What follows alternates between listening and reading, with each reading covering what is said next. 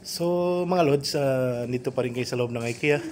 Grabe, nakakahilo. Hindi ko na alam kung paano lalabas dito. By section kasi.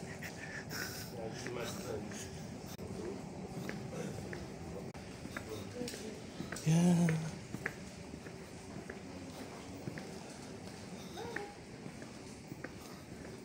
Ito pag sa pag sa mga kitchen nilalakay. Diba, hugasan. Dito na pala ang exit, di ba? Kitchen lahat dito. Yan, dito sa office. Mga binibenta nila.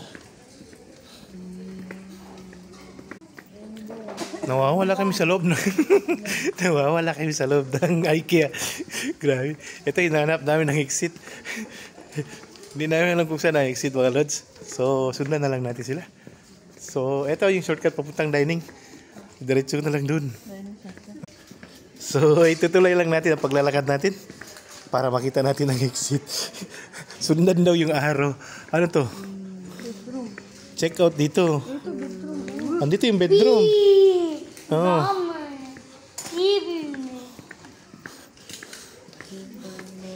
Nakakahilo mga lods. Pero ayos naman, maayos ang nakakalagay ng mga section lahat, yung mga gusto mo bilihin. Nakaset sa lahat.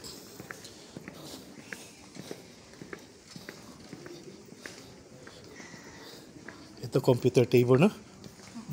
Yan. Ito game. Upuan po para sa mga gamer. Yan, upuan para sa mga gamer. Ito medyo malit sa amin. Gusto namin bumili ng bed. Kaso lang, parang wala kayong nagustuhan eh. Tingnan muna natin kung may magustuhan si Mrs. dito.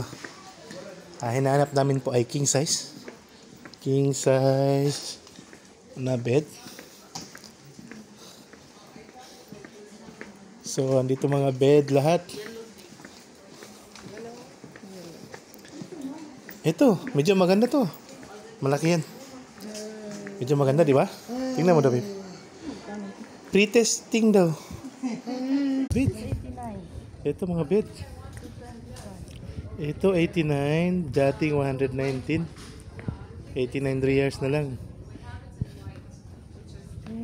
20% to 50% offer nila sa bedroom. Gusto ko sana i-testing kaso lang nahihiya ako.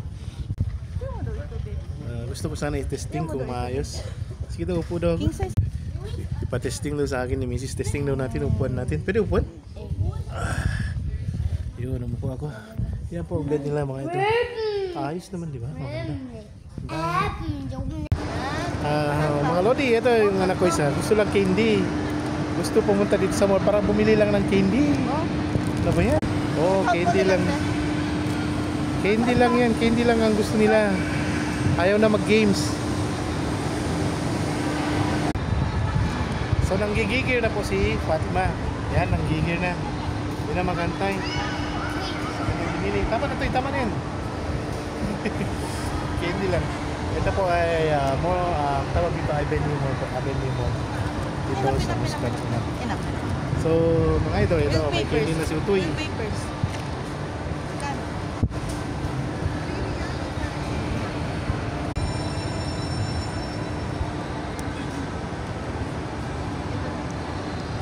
Okay, thank you. So mga lods, mayroon na tayong McDonald's. So kailangan natin pang himagas. So pupunta tayo dito sa Dunkin Donut. Yan po ang Dunkin Donut dito sa Avenue Mall, dito sa Muscatoman. So bibili tayo ng panghimagas natin. Aram nyo naman ang Dunkin Donut ay masarap.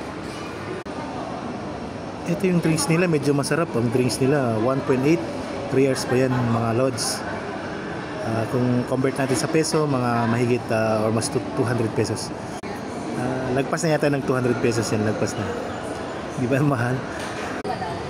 So, mga nagtatrabaho dito ay may Pilipino, kababayan natin. Hindi tayo manusblit sa pag-English. Ito yung promotion nila, buy 8 get 4 free. Maganda to. Magandang promo to. At saka ito ng buy 12 tapos may get din 1 dozen free. Yeah. Buy 5 may get 1 free, bali half dozen siya. So, pagkatapos ito tayo na. Try natin yung I love you. A dozen ways to say.